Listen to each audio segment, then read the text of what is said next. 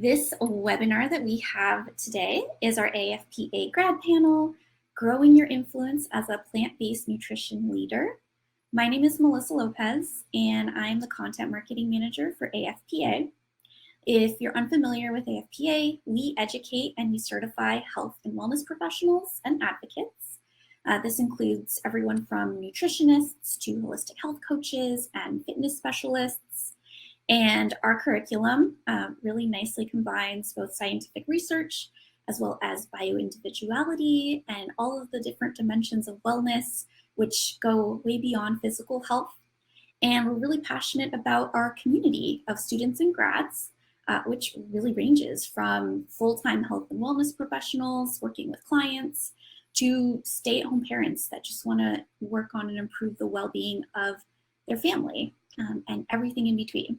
So you are, no matter what stage you are in or how you found us, you are in the right place if you are excited to learn about plant-based influence.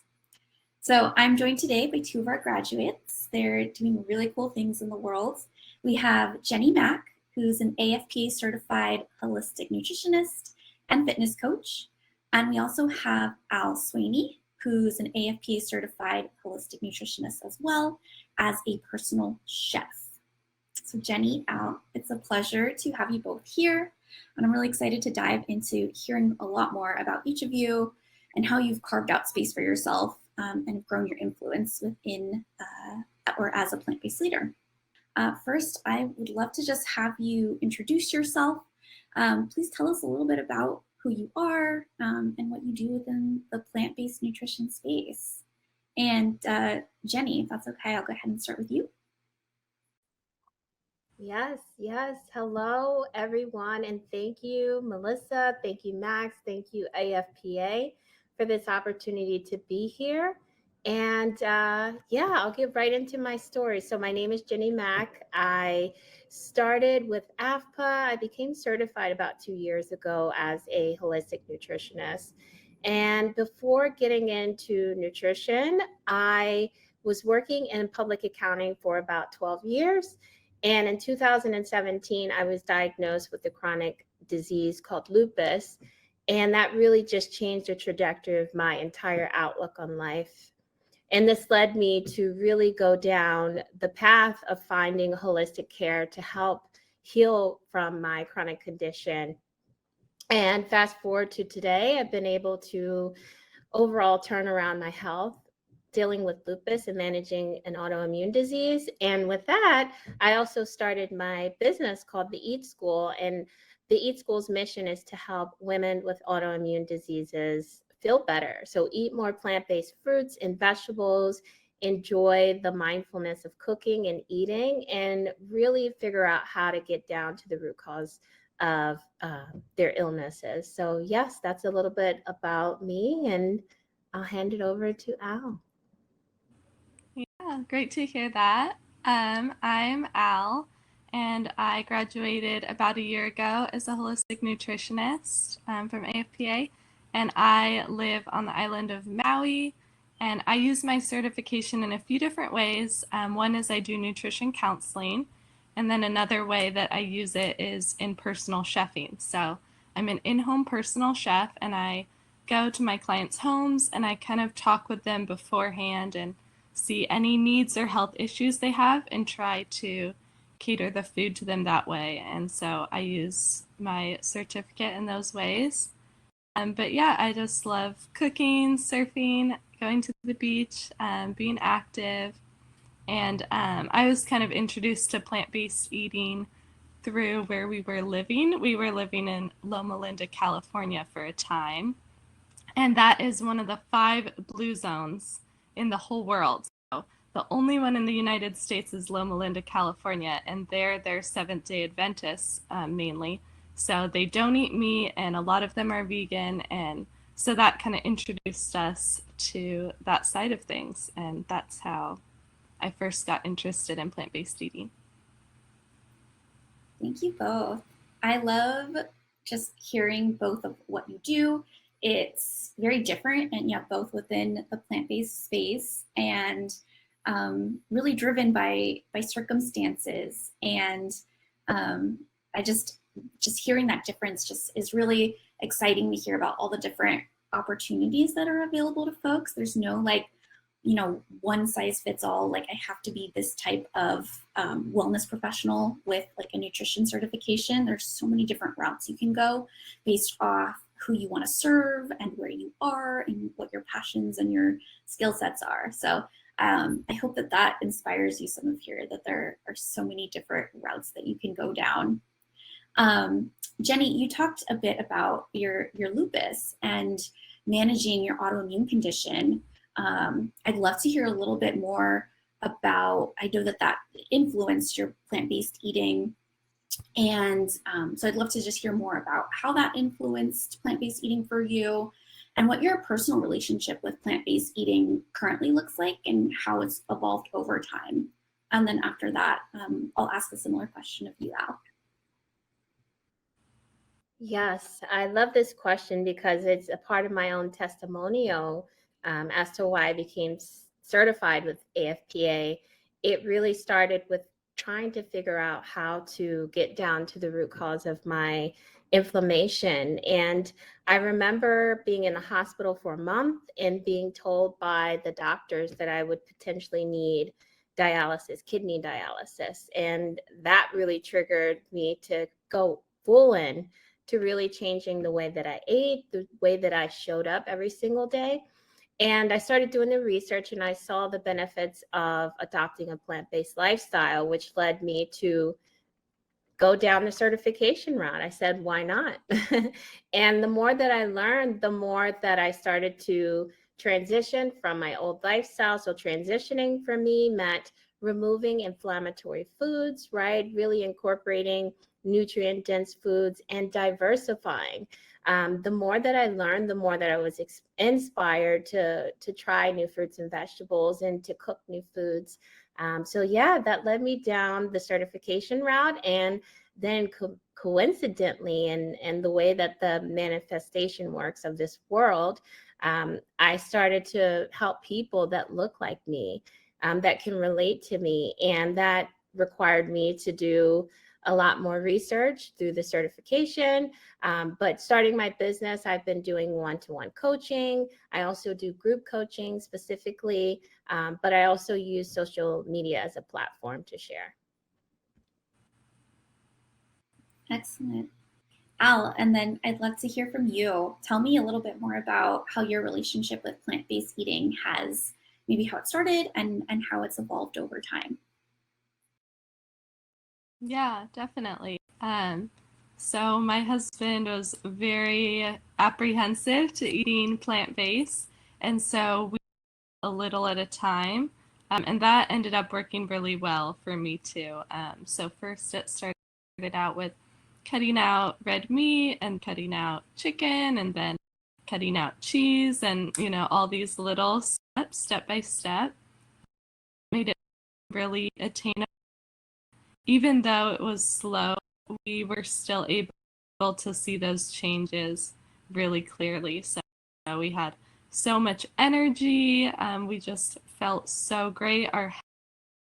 Our blood pressure was great. Just everything was just feeling so good. And so that's kind of how it that yeah, because then you keep making more and more, like a snowball effect. That's awesome.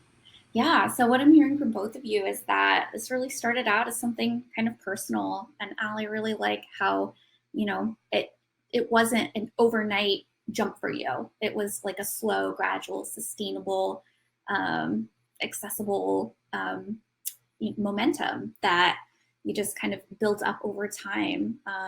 And it gradually made a dramatic lifestyle shift, but in small steps that were achievable for both you as well as your partner. And Genny, I just think it's really wonderful to just see how, you know, out of necessity, you kind of just jumped into this new world. And again, starting to help solve a personal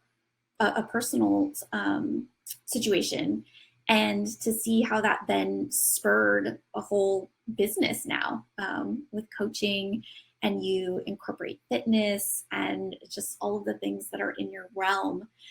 It's really wonderful to see how sometimes just when we increase our education and learn about how to improve our own health, that then just like blossoms this whole new thing where we want to go out and just like change the world and do really cool things for others and our immediate communities. So those are both really beautiful to hear kind of how your evolutions have progressed. So like we talked about before, you both have businesses now. Al, you do personal chefing in Maui, which sounds phenomenal. And Genny, you have your business as well, which has lots of different facets. So many of our students and grads, you know, as they're going through their studies, they're loving what they're learning, they're applying to their own lives. And some people do just want to, you know, improve their own health or their family or immediate community. And then others want to build a business and want to serve a larger group of people. So I want to switch gears and talk a little bit about a business now. And I'll go ahead and start with you. What made you decide to build a business on plant-based eating? And tell us, the thing that people really want to know is, you know, what have you done to build and grow your business and your influence? And feel free to be as like specific, as granular as possible, like all the details. We'd love to hear. Yeah, definitely. So I kind of stumbled into personal training by accident. I was working in Santa Barbara, California as a nanny, and the family just kind of found out that I had a health food blog that I had started when we started to eat more plant-based, and they asked if I would cook for them. And so I would nanny part of the day and then cook part of the day, and then it just sort of evolved into just cooking. And then when we moved to Maui, I really dove into that. And was able to find a good demand for chefing clients. So that's how that worked out. And then I figured that the certificate in the holistic nutrition would really just help my chefing business and help me to be even more knowledgeable for my clients, but also give me an avenue for when I do have kids and I can't go out and chef all day. So I'm kind of hoping to transition to that as we kind of start our family. But definitely sharing recipes has been a big way to kind of grow my platform and help people connect with me. I think when people make my recipes in their home and send a picture, it's kind of like we have this special connection, and they're super grateful for that. But yeah, just with the chefing, it's pretty simple. All you need is a business license, some chefing insurance, and then just go out and find clients. You know, most of mine have been through word of mouth. That's where I've gotten a lot of my clients, and then also just handing out business cards wherever I go, promoting it on social media. But yeah, that's kind of how it's grown. Awesome.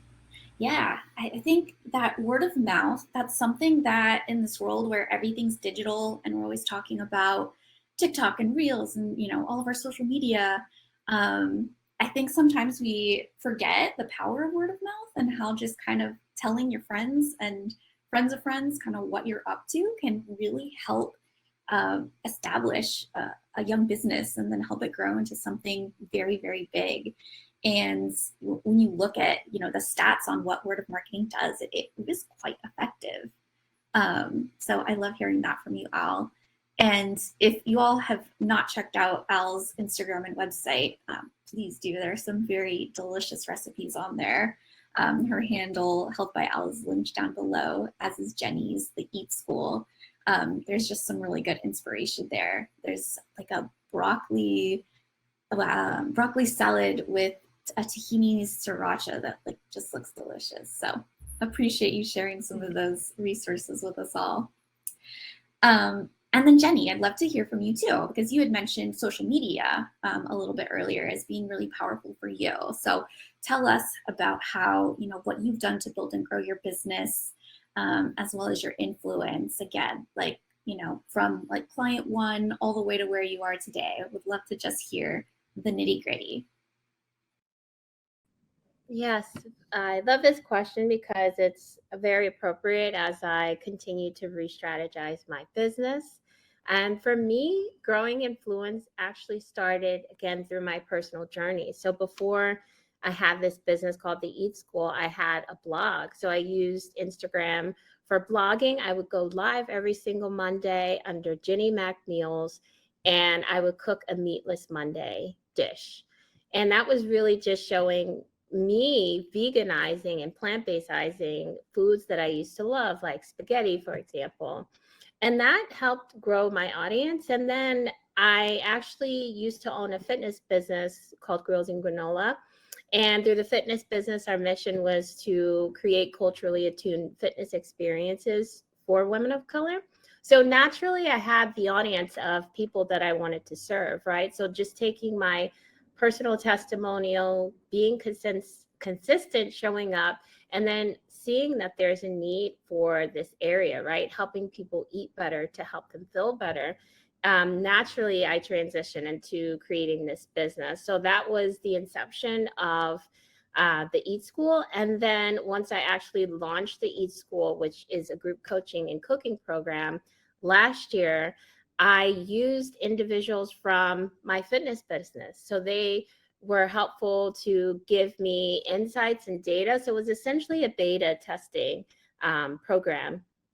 And from there, I was able to iterate the program, and I was still able to charge a service fee for the program and still help people. But as soon as they came out of this program, you know, they're giving testimonials around losing weight, reducing their cholesterol, their blood sugars, their A1C levels, helping people with type 2 diabetes as well. So it was just validation that I was moving in the right direction. I love to hear that. I just love what you're up to and how you were able to pull people that you already worked with in one capacity and utilize their feedback, and have them help influence something else, and also, you know, enhance their results too and their experience and their well-being, because again, there's so many different aspects, and they go beyond fitness and nutrition. But those are just like two good ones that, you know, we can very easily pair together and just kind of even further help shape the well-being of the people we work with when we kind of tack on new skills and gain new education. So I love that. And Genny, can you describe to us the EAT program, the E, the A, and the T? Yeah, so the EAT School stands for Educate, Adopt, and Transform. And the principles are all about empowering people to adopt a plant-based lifestyle. The program provides the education and the awareness. So Nutrition 101, what are macronutrients, what's an anti-inflammatory diet, and how to incorporate mindfulness into the way that we shop in the stores, the way that we stock our kitchen, the way that we eat our foods at our table. And the hope and the goal is transformation, right? The transformation is sustainable to give us the life that we dream of, which is abundance. I love that. Abundance. Thank you. All right, Al. So talking a little bit about working with clients, I feel like there are so many misconceptions when it comes to plant-based eating. We're in a really interesting time where there's a lot of excitement about it. And then there is also a lot of confusion, like I mentioned earlier. A lot of people worried about a lot of things like protein intake, or am I getting all the nutrients I need? And I'm curious to know in your business, especially as a plant-based chef, if you experience that. I would imagine that, you know, perhaps you have some clients that maybe are a little bit more resistant, but you support them by kind of making these delicious recipes that just, you know, help them realize like, this is amazing and this makes me feel vibrant and good. But my question is, you know, either with your clients or in your immediate larger communities, like what are some of those common misconceptions that you hear and where do you see people go wrong when it comes to plant-based eating? Definitely. I love this question because I'm very passionate about it.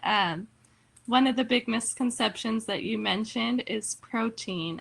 So first off, people think that you need a lot more protein than you actually do. So the RDA is 46 grams for women and 56 grams for men. And so unless you are not eating enough calories, this is very easy to do.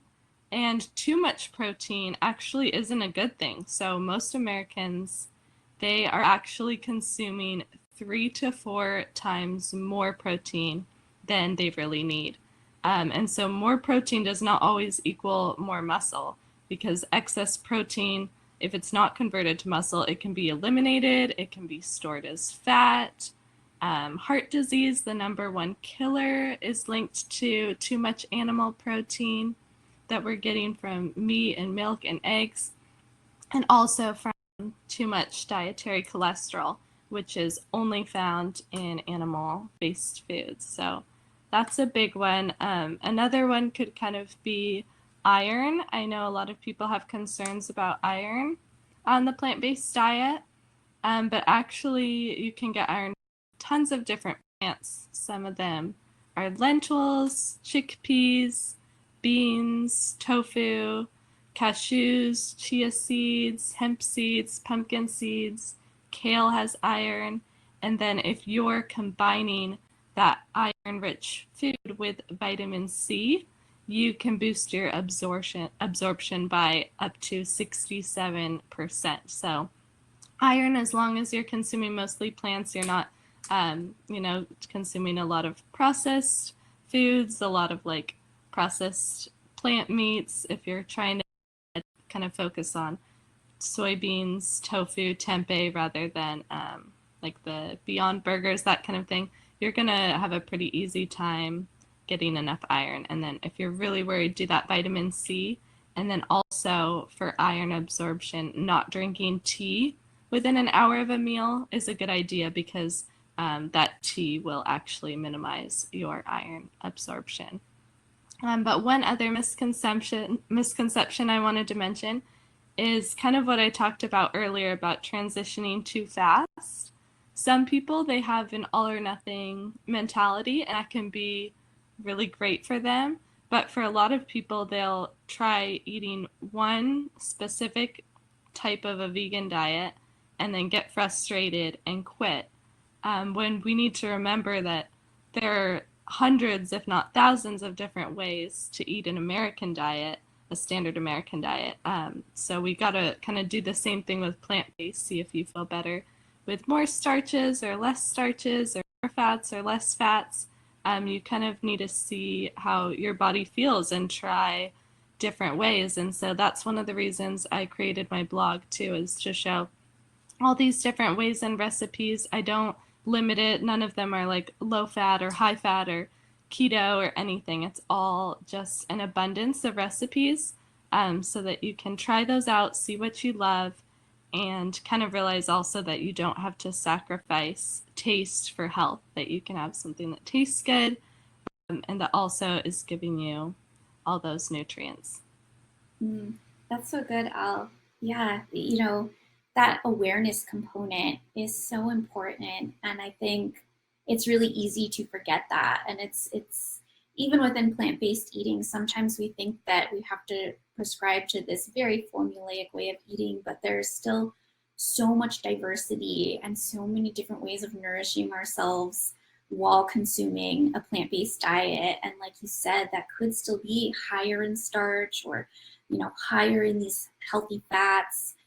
But if we do it slowly, we can give our bodies time to adjust, and we can have the space to listen to how our bodies are responding to these things and make these gradual improvements to kind of increase that vibrancy and increase that well-being. So thank you for sharing that. And then Genny, I'll ask you, same question. What are some of those big misconceptions you encounter when you're working with clients, or where do you see people go wrong, or see them, maybe like get frustrated from doing something that maybe they could do in kind of a slightly different way? Yes, this question is so good too, just to identify the pain points, right, of my community. And I'll give two examples too. And I like the way that Al described protein. So in protein, we have soy, right? We have tempeh, and that's one sort of myth around soy being just not a health food, not a healthy food. So I like to debunk soy a lot, and I debunk soy using the books that we read within this program around the China study, for example. But soy, what I like to tell my community, that if you're buying organic soy, it's phytoestrogen modulator. So it won't necessarily increase or decrease your phytoestrogen. It does not cause man boobs or breast cancer. It's there to modulate estrogen levels, phytoestrogen levels in your body. And the way for you to get the nutrients from soy is to consume enough fiber, which is polyunsaturated fats. And you need this receptor called S equal for the receptor to turn on and for soy to actually give you the nutrients that you need. So I like to talk a lot about soy because it actually has all of the other benefits around adequate protein, iron, helping regulate your hormones, and just a really good substitute, especially if you're looking to transition. And the other myth that I like to debunk, or the challenge that I like to address, is around that if you're going plant-based or if you're eating vegan, you're only eating a salad, a salad that includes lettuce, tomatoes, for example. And what I like to show is that no, we eat a lot more other foods, right? Just thinking about the spectrum of what we should eat every day around macronutrients.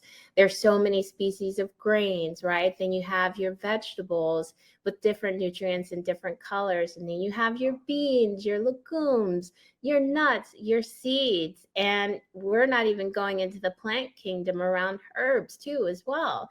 So there's just so many foods. There's thousands of plant species according to the World Health Organization. And as a general society, we only eat about a handful of those, right? Statistics also show that 97% of Americans are fiber deficient. So this question is very important to me, because this is, why I'm in this practice in the first place, to tell people you can actually live a life of abundance, right? Eating a plant-based diet and living a plant-based lifestyle. Yes, I love that. There is so much diversity, and I hear that, Genny. It's so easy to just eat, the vegetables that we like very commonly see on menus or in grocery stores. And there's just this whole diverse world of fruits and vegetables and herbs and grains. And it's kind of a fun thing to work with clients and to encourage them to try some of these new flavors and textures and incorporate them into their plate, and get them excited and experimenting with just this vast world of foods that, again, have this really like this high nutrient density. And when we play with all these different things, we're really contributing to that, when we're going just beyond, eating those like very basic foods that everyone's aware of. So that's really great advice. And I appreciate that insight. All right. So my next question I have for you is related to accessibility. So this is something we think about a lot in our community at AFPA, and there's a lot of complexity in this topic when it comes to plant-based eating. And there's a lot just to that word accessibility. But we often hear things like, eating plant-based is less expensive. But there's also these considerations and this issue of, like access to organic fruits and vegetables and vegan milk alternatives, in lower income areas, and just so much more. It's just like a whole can of worms. So it's kind of a big question, but Genny, I'll start with you. I'd love to hear what your thoughts are on how we can make plant-based eating more accessible or more inclusive to everyone. Yes, so food deserts are real. Food apartheid is real. Just growing up, I grew up in poverty, right? And I didn't have access to good food or eating good. I didn't know what that actually meant. So I'm in the Bronx in New York right now. And if you go outside in 2 block radius, you have a fried chicken shop, you have fast food restaurants, right? So even though there's access to food, it's being strategically placed in our neighborhoods, right? Which doesn't give us access to quality food. But on the brighter side, there are programs out there. I'm affiliated with Grow NYC New York, for example. I'm on their advisory committee, and our mission is to bring access to low-income communities. And we do that by having community gardens with access to free food. Every Friday in the Bronx, they give out free food for 4 hours, and it's amazing. So local farmers just a few miles away will donate their produce, which is amazing. So how do we get more access and food into the community? We provide these programs, but we also need to bring the education and the awareness, which is where our health practitioners come into play, right? And really just making nutrition easy to understand and easy to absorb. And that's really my mission. And also just being relatable, right? There are only 3% of nutritionists and dietitians who are people of color. So that's why I have to do this, right? It's my life's mission to provide education to change the trajectory of our future and our generations. Yes, I love that, Genny. Al, do you want to answer that question? How can we make plant-based eating more accessible or more inclusive? For sure. And yeah, Genny, it's amazing to hear all that you are doing.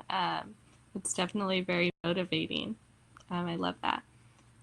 So a few ways that I think is number one is more education. So some of my clients have been doctors, and they have told me that they're not taught about nutrition in med school.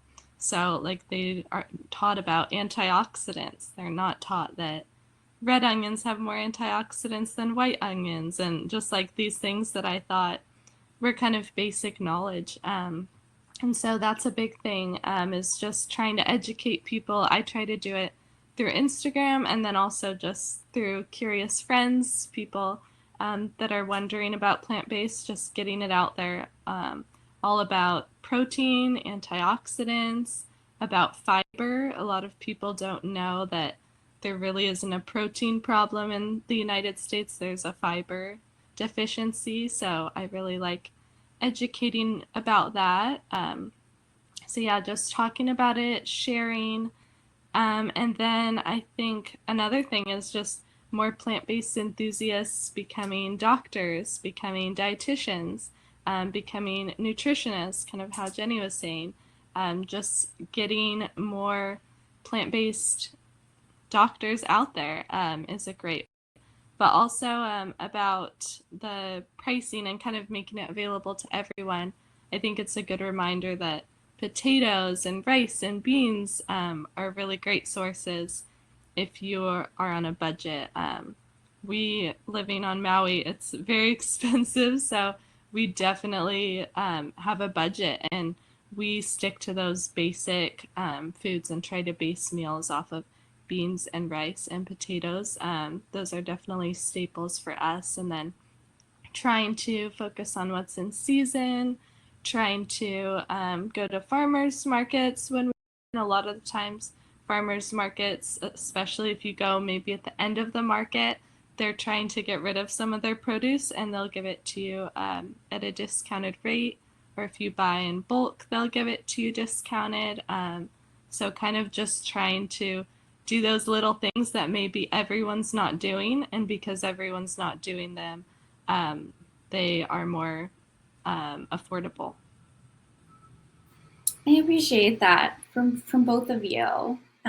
Again, in our internal team, we talk a lot about, raising up empathetic health and wellness professionals and, the importance of meeting people where they are, and that there are so many different communities out there, and everyone has a completely different story and journey and place that they've been from. And so it's really great to hear both of your perspectives on that, on how to meet people where they are, and your vision and your inspiration for restructuring some of that, both on a systemic level as well as an individual level. So thank you for that.